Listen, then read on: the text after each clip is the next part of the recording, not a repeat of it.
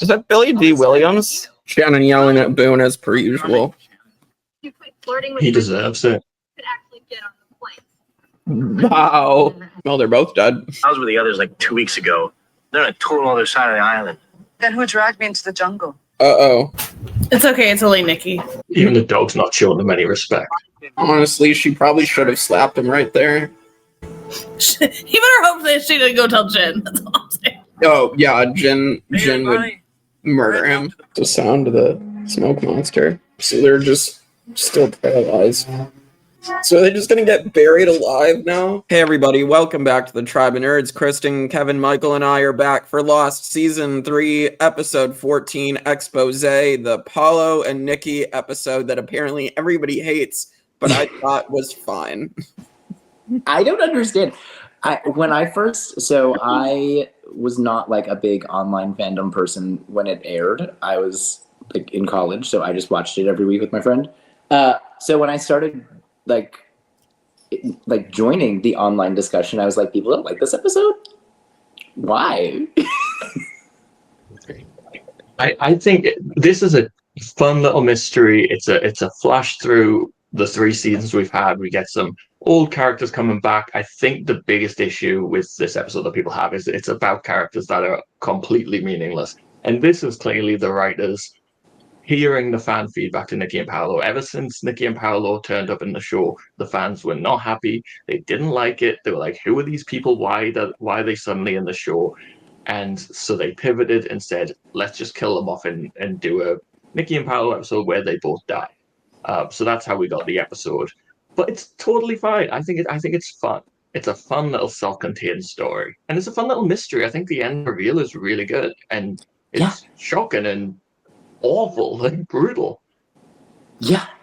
I remember watching this episode and again, with all of us fans, we're sitting here like, why are we getting a Nikki and Paulo? So like, who cares? We didn't care about them forever ago, and we sure don't care about them now. But then to have that reveal at the end, I remember being like, oh my God, they just buried these people alive. Like, it was just like one of those things that you were like, that was not expected at all. Like, this is crazy. So it was kind of a fun episode. So I don't hate it. I don't know why people do. Yeah, I enjoyed the mystery of it, as it's been said, and I think it was kind of funny. I mean, they're not great people. They obviously killed a man for his diamonds. So like, I don't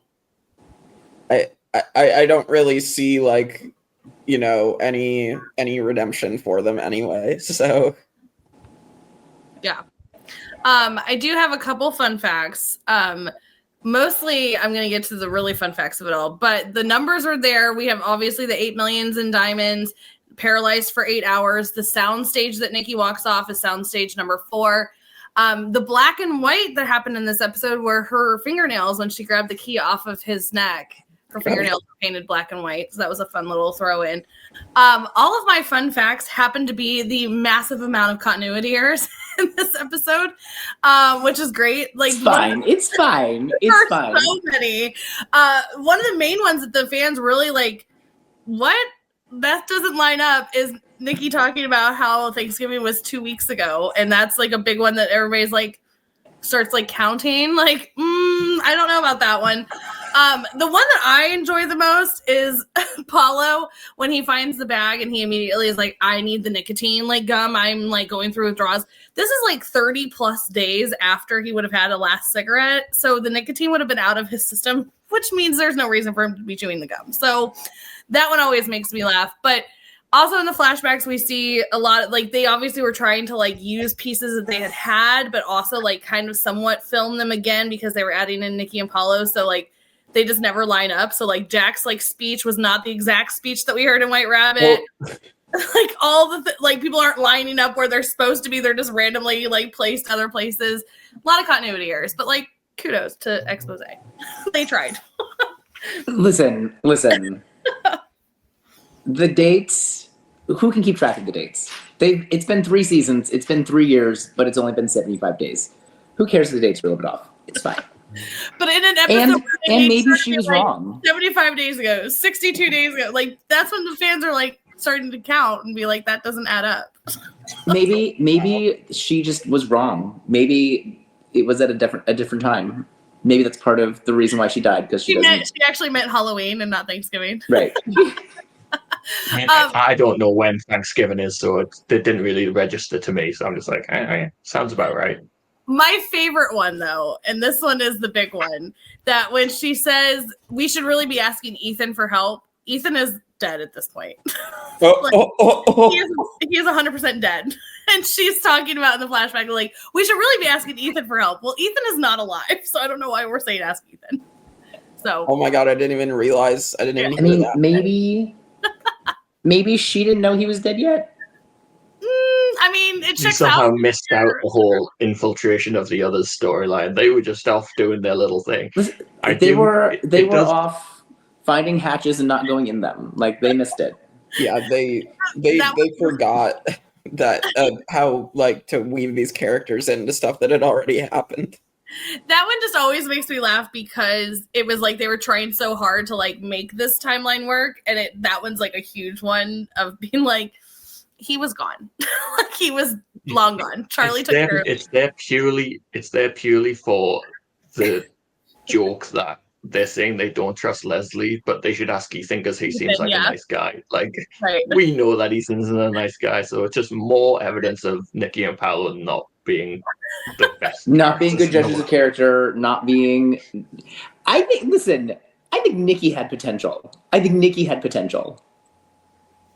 I don't know about that. I think she had potential. She was a she got things out of people. Not that she was going to be a hero. Not that we were going to love her, but like she could be she could be around as much as Rose and like be a foil to them. I would have preferred her over Shannon. So yeah, I would have too. So Jake, leave Shannon alone. Yes, thank you, Jake. Welcome, Jake. No, I'm done with Shannon at this point. So anyone who thinks that Nikki is a better character than Shannon is a lunatic. Hi, I am said lunatic. I don't know. I think, like, honestly, I don't think there was any redemption for Nikki. I think she was just as manipulative, but maybe we kind of needed that. Like, right, that's what I mean. Like, she had a character. She was manipulative. She was very good at playing nice when she actually wasn't. Like, she had potential to like be a character within the show. Yeah, be like a female villain kind of thing. Right. Female Slayer. Yeah. So right. I think Nikki definitely had potential as opposed to Shannon. So thank you, Jake. So happy. We talked about this when she died. She was just getting to be interesting. Listen, I thought her funeral was the best day ever. This is actually the best day ever. Jake finally agreed. Michael, is this how it feels every time Jake sides with me about John Locke? Yeah. Because just like with John Locke, it's unfounded and dumb. Oh my god. Let's talk about this episode. We're getting into this episode. So we open this episode with Nikki running. We see her like kind of acting. Does she run silly?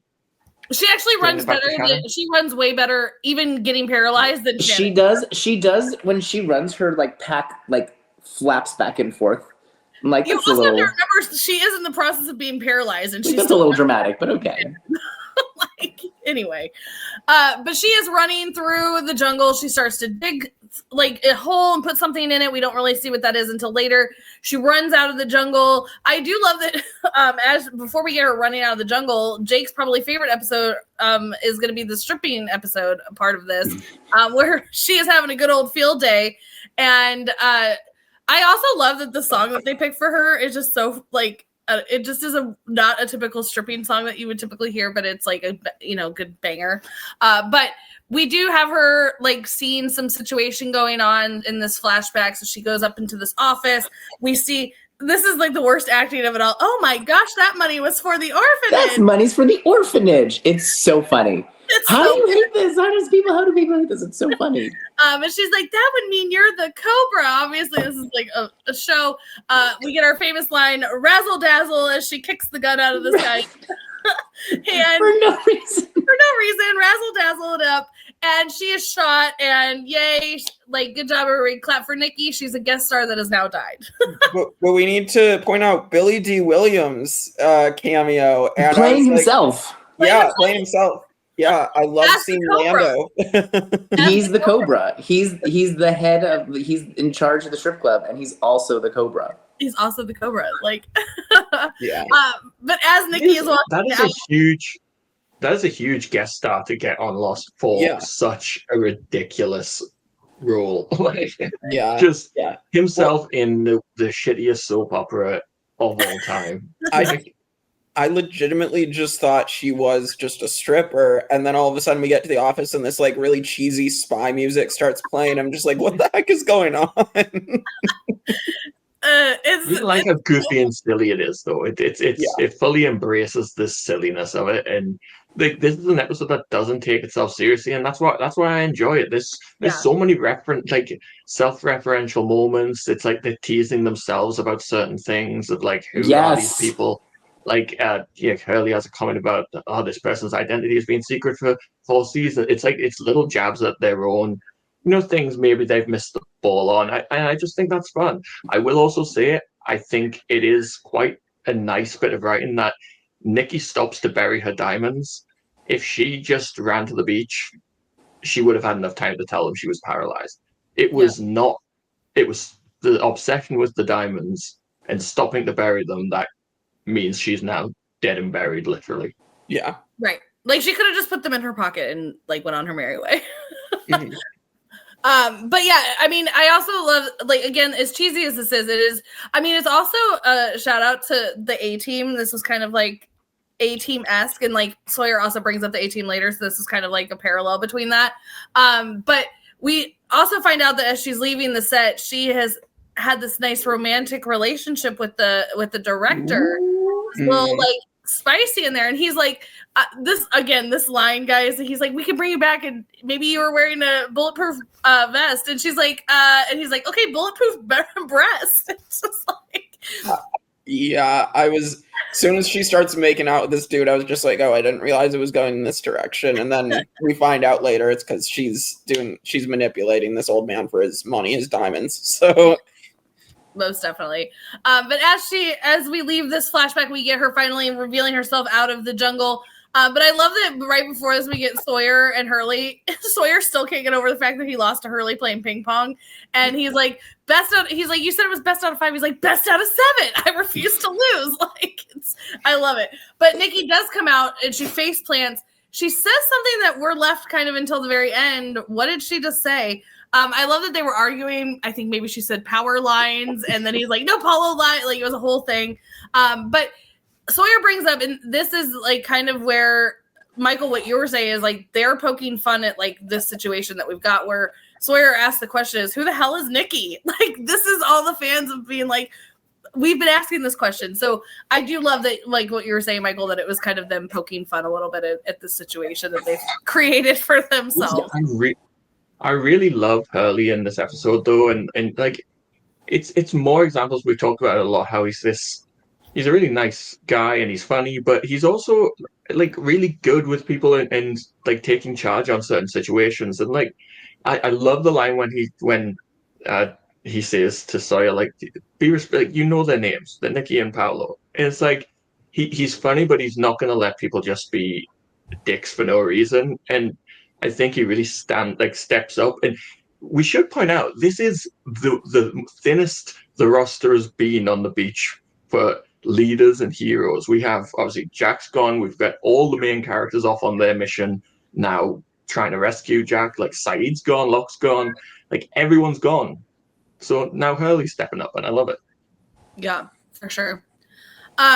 Leading us into our next flashback here, the one thing I do really appreciate about this episode too is that it seems to be like 50-50. Like a lot of times we get like really heavy flashback and like light island. We get heavy island, light flashback. This one really just seemed to be like 50-50. And I kind of like that it went like boom, boom, boom. Like it just seemed to flow really well.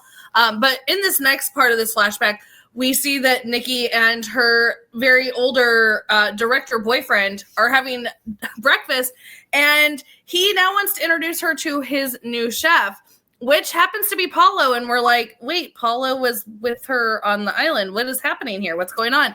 Well, he is, of course, being this loving, doting boyfriend.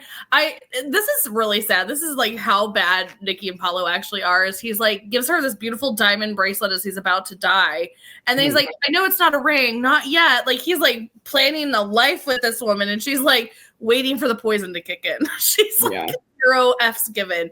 But of course he does die, and so you're like left to believe because she's like, Paulo, oh my gosh, like what do we do? Like it seems like this whole thing, and then all of a sudden she puts her hands on his chest like, oh, she's so sad. No, she rips open and snatches this key off of his neck. She has zero cares in the world about this man that just died. And so we see that. I guess the last few weeks of this guy's life were happier than I guess he'd been in the past. He was doing all right for himself. He seemed like he was having a good time. Yeah. Living every moment happy with Nikki.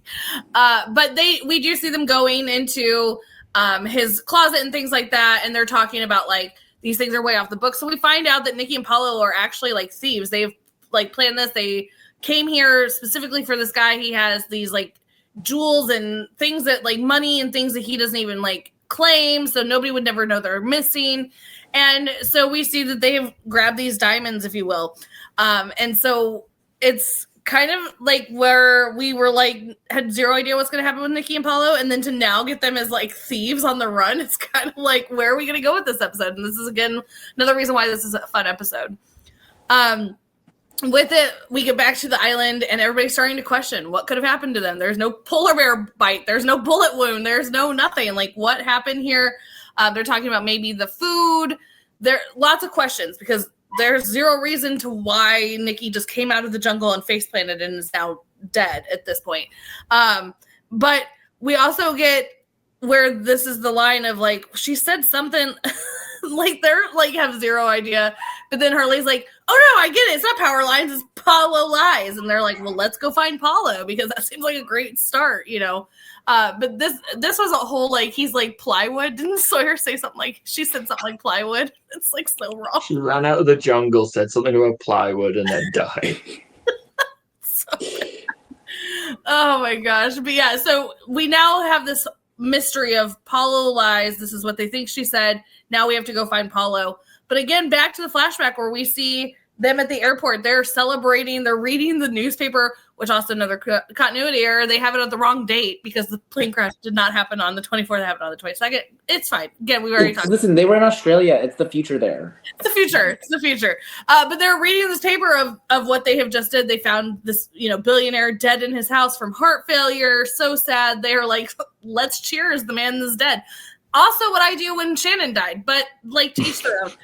Speaking of Shannon, you're just as bad a person as I am. When it comes to people that don't matter, you're correct. But no, with that, speaking of Shannon, she does show up, much to my dismay. Michael's happy. I am not. Yuck. But she is there yelling at Boone, being the bitch that she is, that nobody cares about, being absolutely useless, like complaining about a chair that Boone is trying to get her. And of course, she's like, let's just go. You ruin everything. Ugh. Can't stand her. Anyway. She's funny. She has the funniest line of the episode where they're walking away. She's like, if you would stop flirting with other guys for a minute, maybe you would find a seat or whatever it is. It's like... I'm still with Jake. She sucks. But they promise. I'm with Jake, she says. Jake is apparently I'm the problem. Jake has corrected everything he's ever said about Shannon that she sucks. With that, they do make a promise. Let's never be like those people because who wants to be like Shannon? Absolutely nobody. But then we, of course, get our plane crash. We get this whole we're getting this whole scene again. We have Shannon screaming because that helped everybody in the moment on the beach. We've got Locke and his moment of stay away from the thing, but the guy blows up again. We have this whole recreation, which I do like that they kind of threw in this as much as they had all these continuity errors of the trying to piece these together. I do love that they started to integrate them into oh, okay, we saw, like, even there's a part where Boone runs up to her. He's like, do you have a pen? We know that was when he's like, should I go get a pen? And Jack's like, sure, go get a pen. I don't care. You're not helping me. But I do like that they had those little pieces where they were like, where were Nikki and Paulo during this? And it was kind of a fun way to bring that in. Although there's like continuity errors, I think unless you watch them side by side, like when I watch this, I don't see glaring continuity errors. I think they actually did a really good job of making it look really good. Like 2006, 7, whatever you are, you can't tell as far. Well, I couldn't, that it's like a lot of superimposing in the previous scenes. I thought it flowed really well. And yeah, like having, like when Locke, we see it in the pilot where he turns around to tell someone to get out of the way, and like it turns out that's Nikki. I think it actually looks really good. I love this episode. Tell us why it's bad. Tell us. When I say that, this is from somebody that's watched this series multiple times. Like, this is not something that if you're watching for the first time, like, Jake would not have picked up on the continuity errors. Somebody that's even rewatching this for the first, second time is not going to maybe pick up on this. This is me, have seen this series multiple times that could be like, that's not what Jack said in that speech, or he didn't look like that at that time, or you know what I mean? Like, this is many watches. So it's not something that it was bad. Like, it was obviously in your face. Right. Yeah, I definitely didn't pick up, because I definitely was like, when it got to the live together or die alone speech, I'm like, he said the thing. That's the exact. He said the thing. He said the thing. The thing. The line, Bob. But one of the main things in this like as the plane crash that I think is again like going to show the Nikki and Paulo of it all is she is searching for Paulo. Like, we see that she thinks that she found Paulo. It turns out to be Arts. He's now back. We have her finally seeing him, and he is like dazed. Like, we were just a plane crash. He is like in shock of it all. And she's like, Paulo, oh my gosh, you're okay. Like, you're okay. Like, look at me. And then she's like, look at me. And so you think she's going to be like, you're okay. Like, we're fine. We're alive. No, she's like, where's the bag? What? We just survived a plane crash. You're worried. I want to defend Nikki. I want to, but yeah. If I have £6 million on me when I crash, like, it is going to be a priority. Like, oh yeah, where's that money? I think it is a priority. Right after, maybe like, as bad as they are. Right after, you're not checking in on your loved one, being like, "Are you okay?" Yeah, I'm checking in my loved one. She helped us. She helped him what? Like, realize that he is alive? Honestly, I would have been fine if he blew up earlier. So he's the one that got into the engine of it all. Yeah. Oh my gosh. Well, going back to the island, they of course were searching for Paulo. I love that we see Paulo like laying on the ground, but we hear the banter of Hurley and Sawyer still going at it in the background. He's like, I'm following the trail. He's like, when did you learn how to track? And he's like, I can follow a footstep. Like, they're like just fight. And then you have Jin being like, hi, over here, dead body. Like, stop fighting. But yeah, Paulo is here. This is where we see the shoe in the tree. He's like, why is the shoe in the tree? I don't know. Like, they're just, again, they have zero idea of what they're doing. But we do see Sawyer look off and see something. And Hurley's like, what do you see? And he's like, nothing, which is going to come back into play here later. But then we have Jin that says the thing that maybe everybody's thinking, monster? Question mark? Could this be the monster? And so then they're like, maybe. I also love, is this the part where he's like, we need to find out what happened with these jabronis? Jabronis. Like, what does that mean? I've watched a lot of wrestling. It's jabroni. Why is he saying it wrong? The Rock would come out and he'd say these jabronis, and now we got Sawyer like, jabroni? What do you want about? Also, we've seen the monster kill. It's pretty brutal. Yeah. The pilot was pretty much skinned. Echo was battered from tree to tree. And they're like, apparently now the monster's a silent assassin. No wounds whatsoever. Nothing. We don't know. I also love when we get to this next flashback. This is I can't even talk. Flashback that they are searching for their bags. She's like, she's on a mission. All right, now, okay, I'm with Michael now. We're now 6 days in. We could have the Coast Guard. This is where I'm like, okay, this is where you start asking about. Yes. At this point, I'm like, okay, so like we should be getting rescued soon, and right. We killed a man for these diamonds, so like we need them. I love her line of being like, the Coast Guard's gonna be here any minute. I don't think they're gonna be like, hey, I need to like find my script bag. Can you hold on a second? She's like, we've got to find this. We have to find this right now. With that, Ethan walks up. Again, this is where we get Ethan like back. I do love that we get some certain characters like Boone and Ethan. Art's back. Could have done without Jake could have done without Arts, but I do like that we do get a couple of these people coming back because just to relive And like it. the whole point of Nikki and Paulo was that like there's other people. There was 48 survivors, right? So like we follow like 12 of them. Yeah. So like also like working into the episode in general, they're like, yeah, there was other people doing things besides Jack, Kate, and Sawyer. Right. Mhm. For sure. But yeah, so we have Ethan telling them like, hey, you know, I've got clothes. It's going to be great. I also love this part too, because they're like, well, we're not looking for clothes. He's a smoker and needs his nicotine gum. And he's like, oh, yikes. Well, maybe you should, this is the part where people should have been questioning Ethan, but it's because it's Nikki and Paulo that they were like, whatever. He's like, the plane broke apart mid-jungle. I Why saw would you know that. Yeah, I heard that because I'm like, that would have been red flags to everybody else, I think, except them. They're so tunnel vision on these diamonds, and she's like, oh, okay, we're gonna go search the jungle instead of being like, why does he know that the plane broke apart in the jungle? And one's on the other side of the island. Yeah, I think any one of our people would have like been like, we need to question that one. But you know, Paulo, they're like, let's go search the jungle. But yeah, so we do get obviously where they're kind of having this conversation. We hear Arts run in. Boone took the water. So obviously we know that this was that episode where the live together, where White Rabbit, this was where Jack found the caves. And we hear the live together, die alone speech. And again, it's nice to realize like how far they've come. We're on season 3 now, and this is a great part of this episode too, where we get to kind of relive, like I think Michael, you were saying, these seasons 1 and 2, like to get these kind of like nice little flashbacks of it all. But we go back to the beach from this flashback with Sawyer being absolutely Sawyer, being just this dick that he is, and we love him for it. But with that, they're starting to be like, you know, we really need to find out what happened here. And he's like, you know what? I have a gun. Let me perimeter sweep this. And Hurley's like, when did you get a gun? What's a perimeter sweep? They're all like, what? He's just having this whole meltdown of just being Sawyer, and not where Kevin would normally be arguing that Locke should be telling people what he's thinking. But, you know, Sawyer's doing it, and it's okay because it's not Locke. But Kevin, you do you, boo. I've got you, Michael. I've got you. But it's this episode. I'm not taking it super seriously. It's fine. It's because it's not Locke. It's fun. It's a fun episode. If it was Locke, we'd have a whole meltdown. If it was Locke, it'd be a little different, but it's fine. See, I stand up for you, Michael. You can accept your own hypocrisies. It's good. That's really healing. I think that's really a good thing to be able to acknowledge about yourself. Good job, Kevin. Oh my gosh. Well, we also do jump back to the flashback again where now she wants to come and flirt with Art. She's like, she walks in with her little bikini. Hey.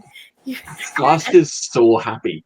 He is so happy that she's talking to him. Yeah, Arst thinks he's the Riz god, but he does not so have good. that.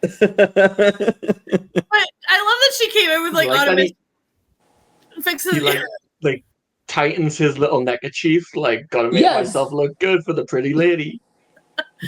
I also love that she again, like Nikki is really good at this. This could have been a really good character to keep on of being like the female player, because she comes in and she's like, oh, I heard you're an educator, and he's like kind of like, what? She says like, I hear you're a scientist, and he's like, yeah, I'm an educator. Like, and she just like plays right, and she's like, yeah, exactly what I was looking for. But what I was meaning to say is like, but obviously she realizes he wants to talk about this, so she's like, okay, let me give him a little bit. So she's like, what is all this stuff? All these fun things. What are we pointing to? I'm trying to get your attention. Oh, well, I stopped and then Kevin talked. It's suddenly hit me. It's probably super obvious, but I've never even thought about it. She's the Black Widow, and then she gets bitten by one. Not that is literally funny. a Black Widow, but it's the Black Widow thing. He is the Parvati. I mean, did Parvati start on Survivor by this point? So right around this time. So that's actually really funny. Yeah, Possibly. Yeah, this could have been around that time. Because she started 2006 and won in 2008, and this was around that time. So Yeah, most definitely. It's right between. Well, and we already know that they did a lot of like Lost Survivor crossovers too. So back during like when it was airing, we would get like commercials that would be like Lost and Survivor crossovers. So, but with that, we get her having her little moment with Arts. He tells her about this Medusa spider, which is going to come into play later. Keep in mind the Medusa. But with that, she's like, I want to know about trajectories and like, can you help me? Like, she's doing the whole like schoolgirl of it all. And he's like, of course, this is what I live for. Let me draw you a map. And she's like, thank you. Let's do this. This is where the Ethan line comes up of like, we should be trusting Ethan, but they're searching now. They're following. This is like them with their little pad. Like, okay, there's a squiggle line here. Okay, let's go. This is basically what they're doing with Arts' map. But they do come across the plane, the infamous plane that Boone, of course, gets like crushed in. Boone's death plane. Also Yemi's. And Yemi's, yeah. Both of them. Yeah. Or as I like to call him, Remy. I was going to say, or Remy. But also, we not only find the plane, but they also found the hatch. I do love the fact that Nikki, like, she's like, go climb up in the plane. And he's like, absolutely not. And then, like, 2 seconds later, he's like wanting to go down a hole. And she's like, you won't go up there, but you want to go down there? Absolutely not. She just we can see the plane. You can't see where this hole goes. But she like throws the hatch door at him. And I wonder, because of how he reacted, I couldn't find anything about this because I really wanted to know. But he seemed genuinely like taken aback, like he's startled a little bit and shakes when she throws that. I wonder if that was like not planned and she just like dropped it and he was like, okay, I wasn't expecting you to do that. That wasn't in the script. Like I couldn't find anything about that. But he did a really good job acting like. So if that was a thing, I don't know. But is anybody, Michael, do you guys know about that? Was that a thing? I mean, maybe because I there is a hole in the ground there. So like he doesn't want to fall into it. Yeah, true. I also, it's worth pointing out, I think that's another reason that this episode isn't liked. I know that people had a big problem that all these major landmarks that were big deals that our characters have found. It's like, oh, Nikki and Paulo found it first. Nikki and Paulo found the plane. They found the hatch. They went down. They saw Ben first. They saw Juliet first. Like, I don't think people like that it was kind of taking all these key moments and giving it to Nikki and Paulo, but it doesn't matter. It's just a fun little romp down memory lane. It's just Nikki and Paulo. Well, it's just Nikki and Paolo. It's filling in some gaps. I mean, we'll get to Ben and Juliet in a minute here down there, but like I found that interesting too. I mean, we can talk about like the timeline there because we'll get to it. I'll let you get to it, Kristin. But yeah, I mean, because this episode there's not really a ton in there. It's just more like back and forth of it all. I mean, this next part, they go into the tent. They see the bugs are there. They find the Exposé thing, which, Michael, you had a fun fact that you wanted to point out about Exposé last episode that you were going to wait. Yeah. Did you want to tell Jake? Yeah, so this episode is teed up very nicely. And I think this is a fun like throwback episode because in season 1, a lot of the time they would set up stuff in the episode that was going to directly tie into the very next episode. We talked about that a lot in the spoiler section early on. And in the previous episode, The Man from Tallahassee, you hear Nikki or you hear Exposé on the TV when John Locke's eating his TV dinner and watching TV. It's like the Cobra's doing such and such, and it's razzle dazzle Exposé. Yeah. Wow, I didn't even notice that. Yes. Wow. You wouldn't on your first time watching. Well, right. Yeah, these are things but those aren't spoilers that we can actually tell you, so it's fun. Right. But yes, but Hurley obviously is very into Exposé. He's like, oh, look, she was on the cast. And also, obviously, because of this director's death, they never aired that episode because he's like, wait, he's the Cobra? Like, I think, didn't he say, like, we've waited 4 years for this, which, again, doesn't really line up because it just happened. But it's fine. It's fine. And it's fine. But they do, or Sawyer does find a walkie-talkie in their luggage. And he's like, every one of the others over there had this walkie-talkie. Maybe they're working with the others. And so this starts to bring up another question of, like, okay, are they working with the others? This is weird. Why do they have a walkie-talkie? Again, all these like random things that are like, where are we going to go with this? Which is, I think, makes this episode great because you're like, where are we going to go with all this? But again, going into the audience expectation of, we've already had Ethan. Like, whenever there's just a random that turns up in the show, it's like, are they like secretly part of the others? Like Nikki and Paulo very well could have been as well. I think Jake's first, reaction when they suddenly turned up, it's like, who are these people? They could be others, but no, they're just pointless characters. It's fine. Just useless like Shannon. Speaking of Shannon, that's the next flashback that we get them arguing, Arts and her arguing about the guns that they had found. And of course, Nikki and Paulo walk up and again, Arts, the pigs are walking. It's like his famous line. But we have Nikki going like, so where'd you find those guns? So she's like, oh, in this like waterfall area. Also, fun fact, this waterfall section has been featured in pretty much anything that people film in Hawaii. So just go with it. The Adam Sandler movie, when they go swimming, where Jennifer Aniston takes off her shirt for the first time, and they're like, oh, she actually isn't this frumpy like mom. That's them swimming here. Full House has filmed this here. Pretty much any time that any filming in Hawaii, they use this exact section of this waterfall area. So fun fact for everybody. It's beautiful. It is. But Paulo doesn't want to go swimming in this water. And she's like, it's just water, Paulo. He's like, why aren't you doing it? And she's like, well, as you reminded me, I slept with Zuckerman. So go swim. And he goes down for the swim and he comes up and she's like, there's nothing. He's like, nope, just dead bodies. She walks off, but he goes back under the water. And he maybe is got something that he found down there. So we do get everybody kind of around them as they're sitting there trying to figure out they're getting ready to bury them.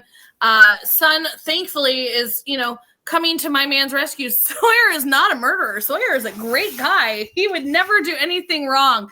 The others are definitely the people that grabbed me. Like the other day, we see Charlie going, yikes. But we do have Son being like, this is the others. I know it's the others, because she's so convinced that obviously what had happened was the others. We also get back into the flashback of it all.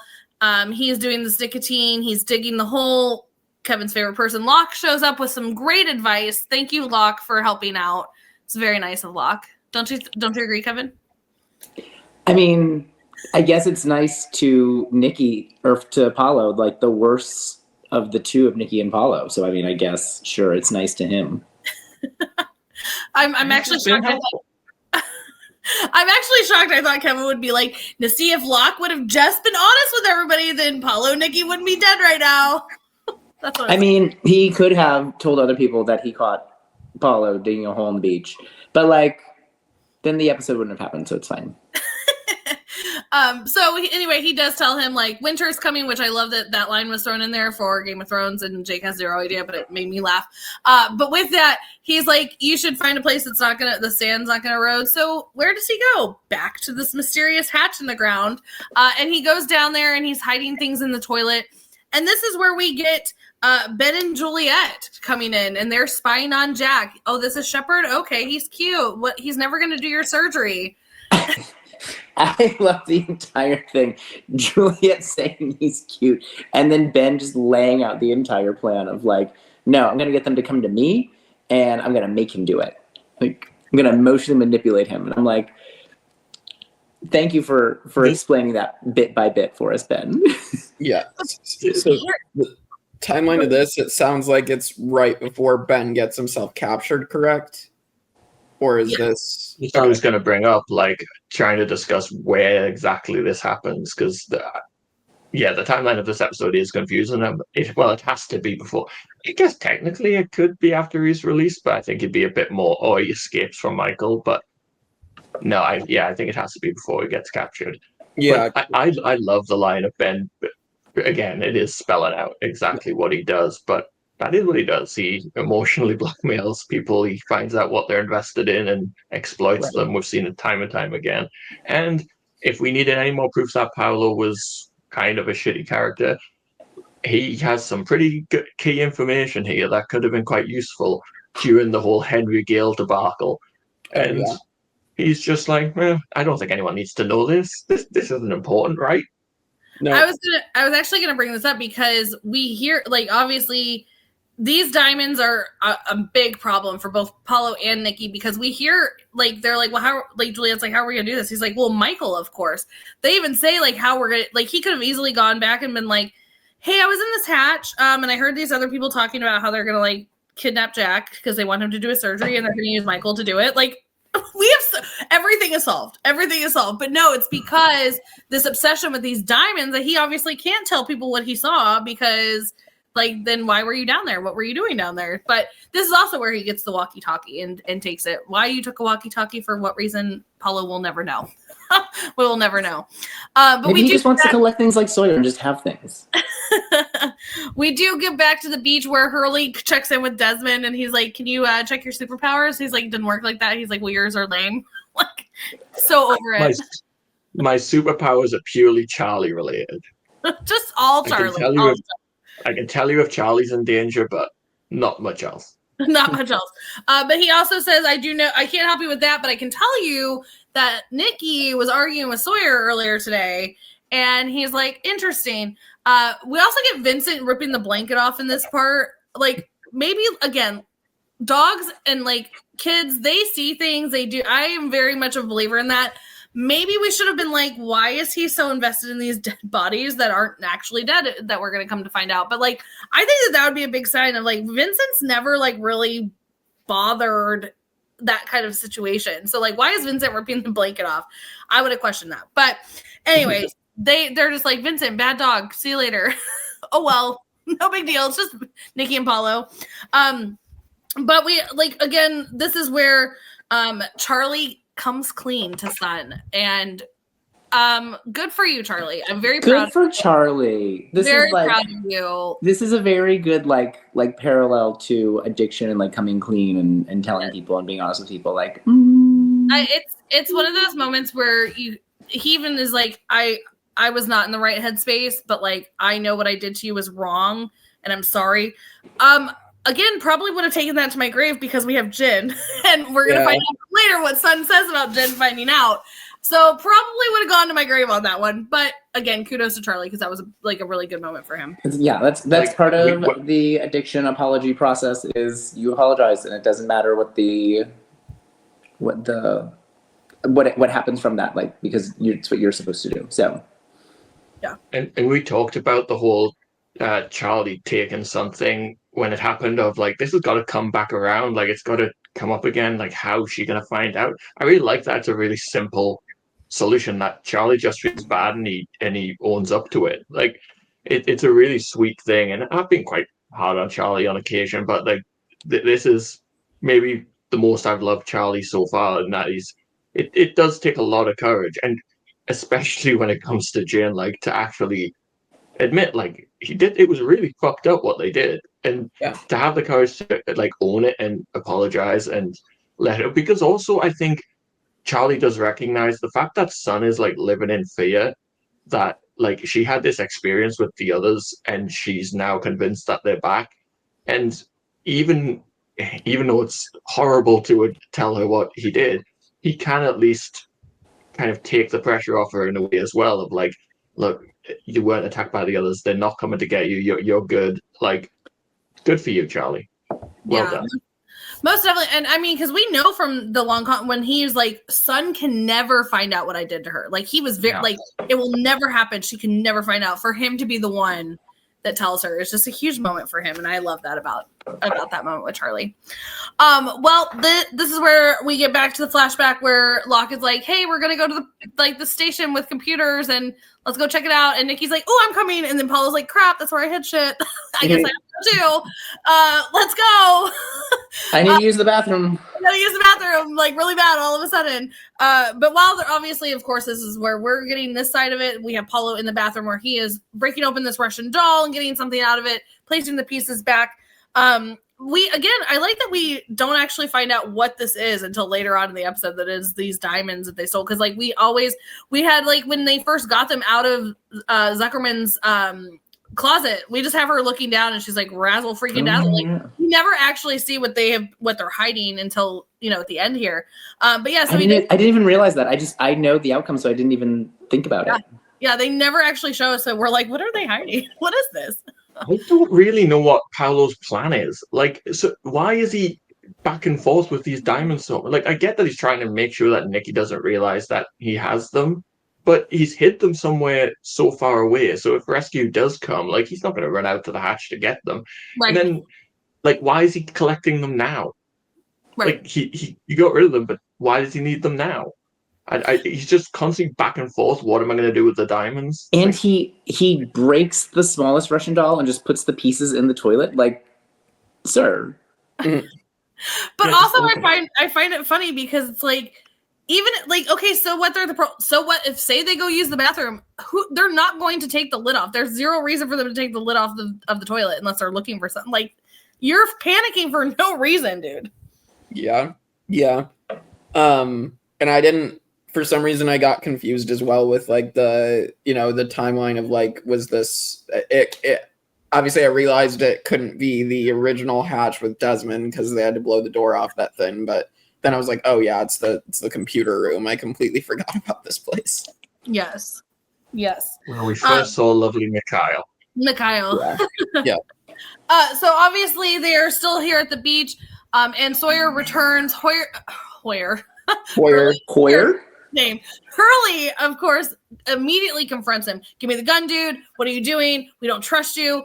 Why are you guys arguing? And Sawyer's like, bro, I didn't do anything. Like, I'm innocent. I'm just little old me Sawyer. What are you talking about? But then we see that he was like, yeah, she wanted a gun. I didn't do anything. But we also see this is where we've got Nikki kind of burying. He's like talking about like she had gunk under her fingernails. If somebody's burying something right before they die, I want to know what it is because it's like it's got to be something good. So I went out and found it, and here they are. And he throws them to Sun. They're the diamonds. The reveal's finally here. We finally find out that there are all these diamonds.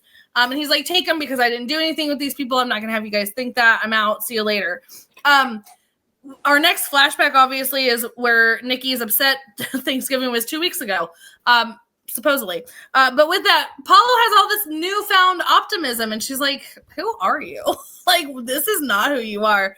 And he's like, no, it's going to be great. We're having great. Maybe it's great that we never found these diamonds. We never found the bag. It's all great and gravy. We were going to get split apart.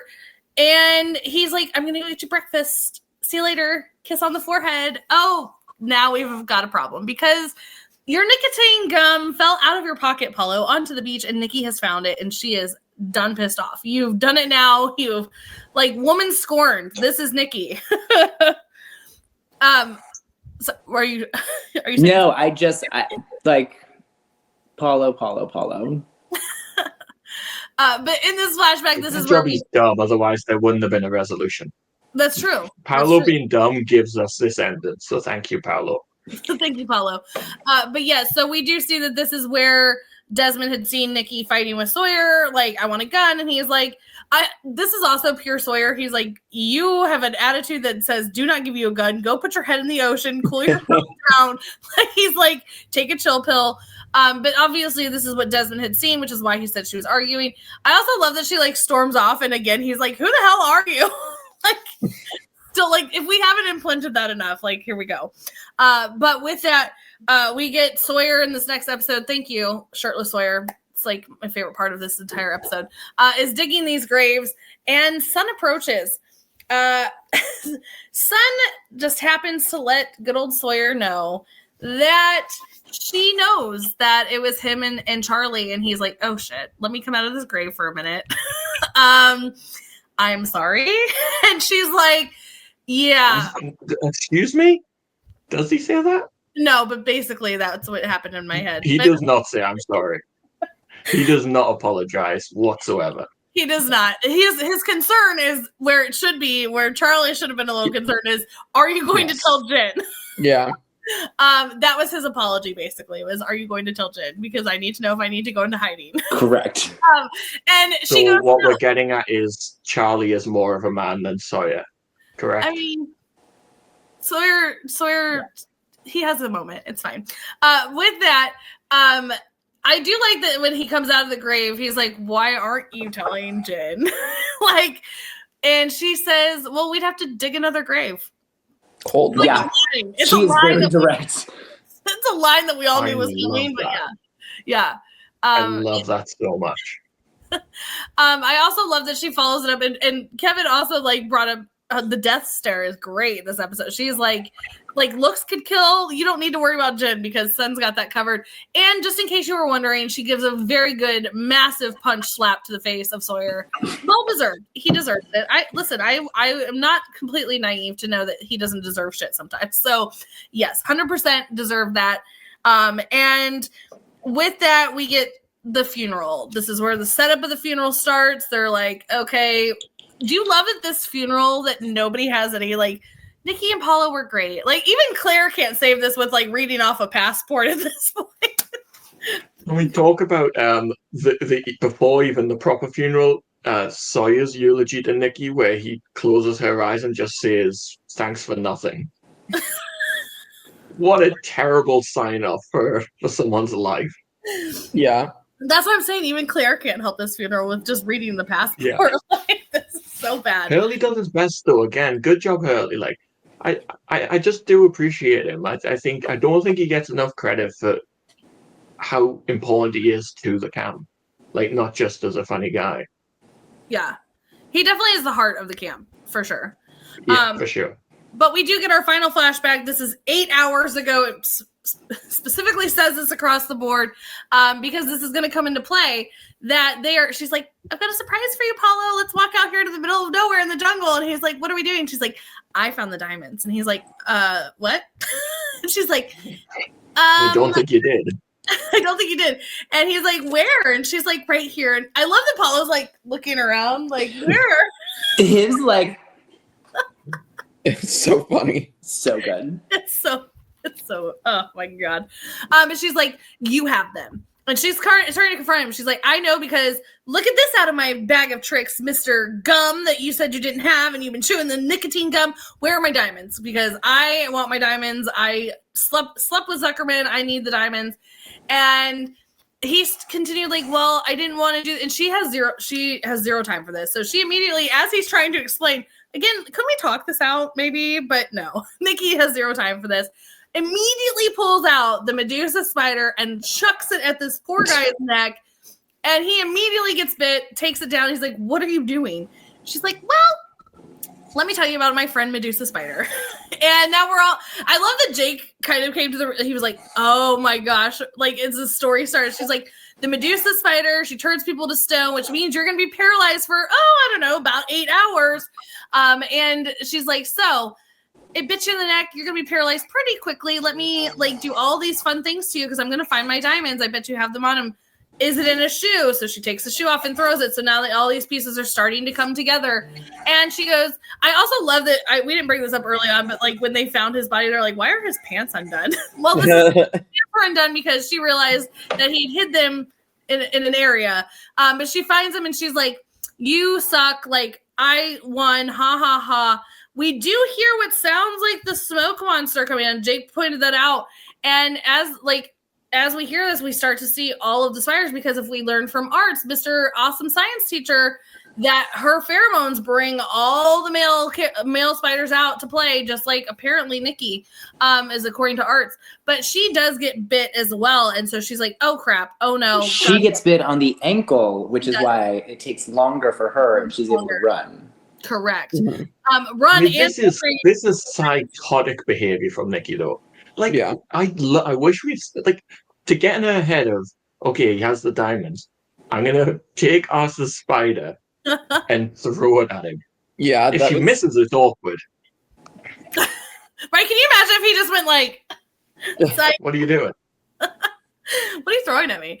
But yeah, no, she now, like Michael said way early on, if she would have just run to the beach and explained something, like, again, just put them in your pocket. Nobody's going to be searching your pockets. Like, you know what I mean? Just run to the beach and be like, I just got bit by a Medusa spider. Like, you don't even have to tell them about Paolo. Like, I don't know where Paolo is, like, whatever. But, like, tell them you're paralyzed. But no, she takes the time to dig these diamonds. That's where she comes running out of the beach and face plants. I also love that they give us Nikki's point of view of her actually, like, face planting into the sand and being rolled over. I thought that was a really nice touch.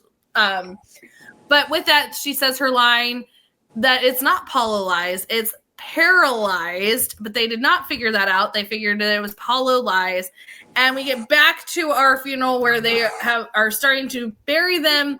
And guess what? The 8 hours are up. Also, I find this very interesting that, do you guys like that she woke up over? Yeah, okay. Yeah, it should have been the other way around. Yeah. The other way around. But as they're burying them, her eyes open and they continue to bury them alive and walk off. And I mean, they also buried the diamonds with her. Oh, they buried complete. It is a mound on top of them. Like, yeah. But I mean, at least she has her diamonds. The diamonds they buried with them. So there you go, Nikki. Yeah, I mean, I think to the point of, yeah, Paulo definitely should have woken up first, but I think it's obviously way more chilling for Nikki to be it. Obviously, Medusa like waking up. So I definitely liked that better. I mean, also he got bit on the neck, so I mean, I don't know. Yes, it was before, but also like a direct. That's longer, yeah. Yeah. The science on this episode is a little, yeah, whatever they want it to be. A little wonky. But yeah, buried alive and no more Paulo and Nikki. So see you later. Or Swear likes to call him Pablo and whatever he's called Nikki. Nina and Pablo. So yeah, favorite character, least favorite, and rankings. Where Jake, kick us off. Ooh.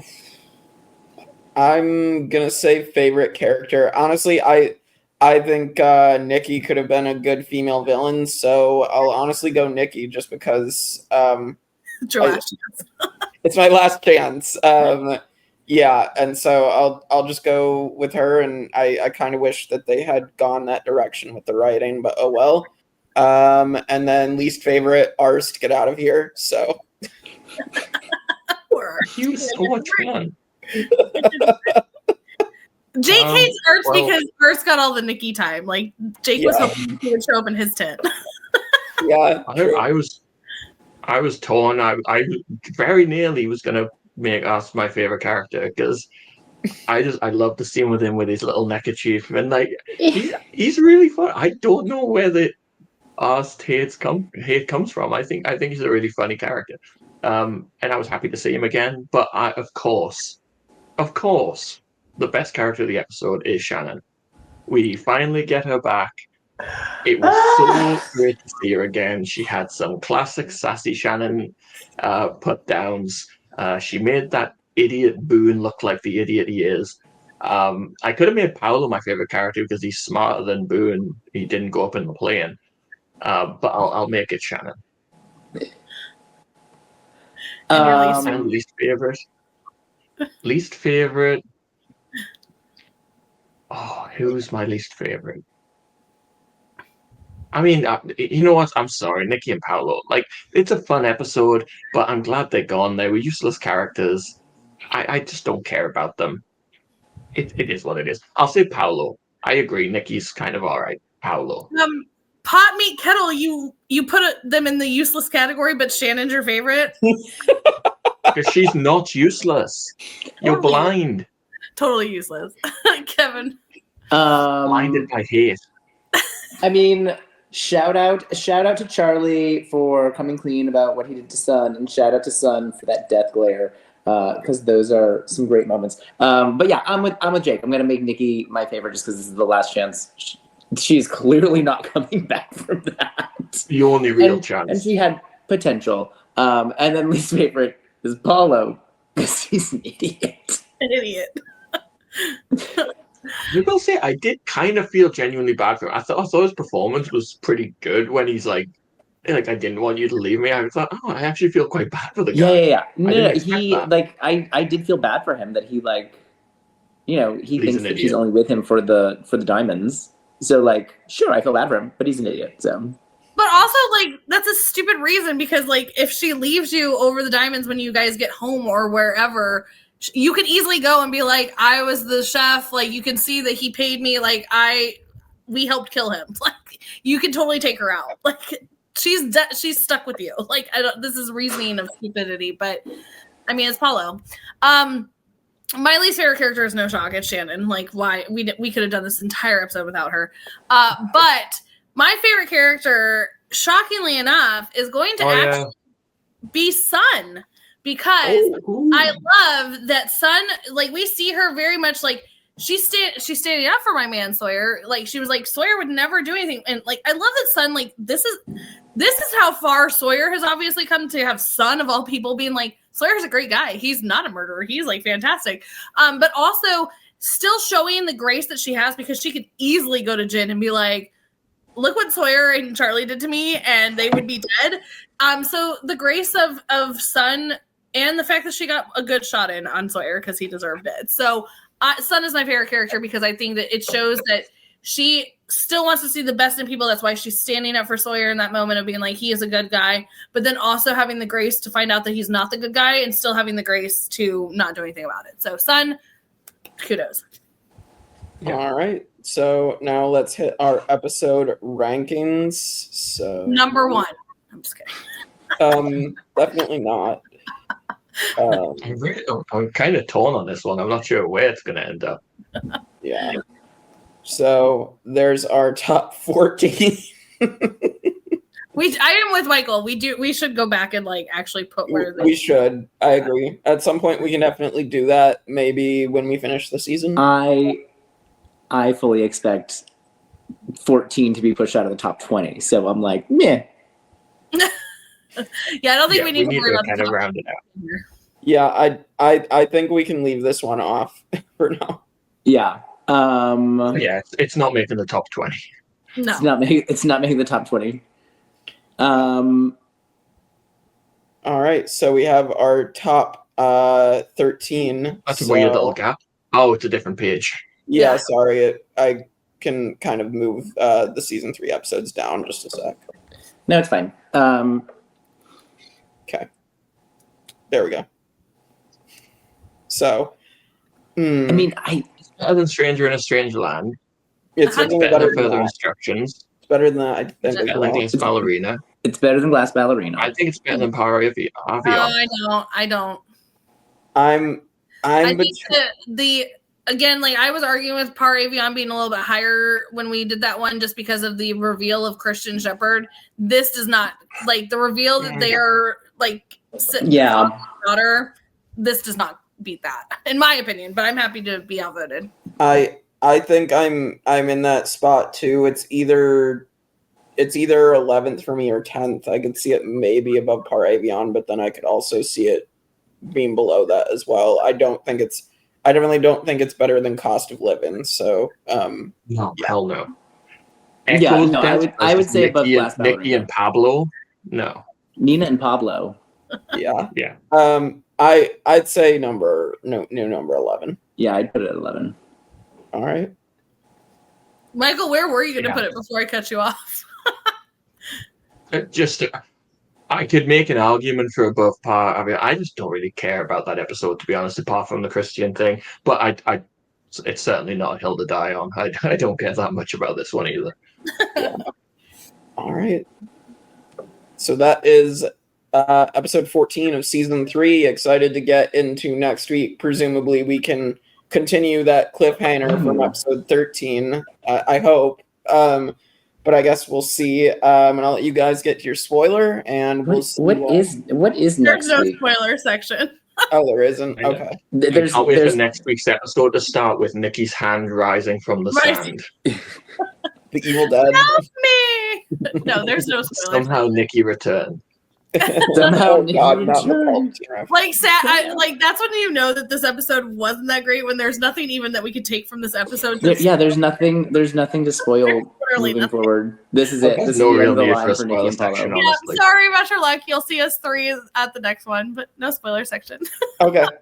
Well, with that, we will see you all next time officially for more Lost on the Tribe of Nerds. Choo choo. Razzle dazzle!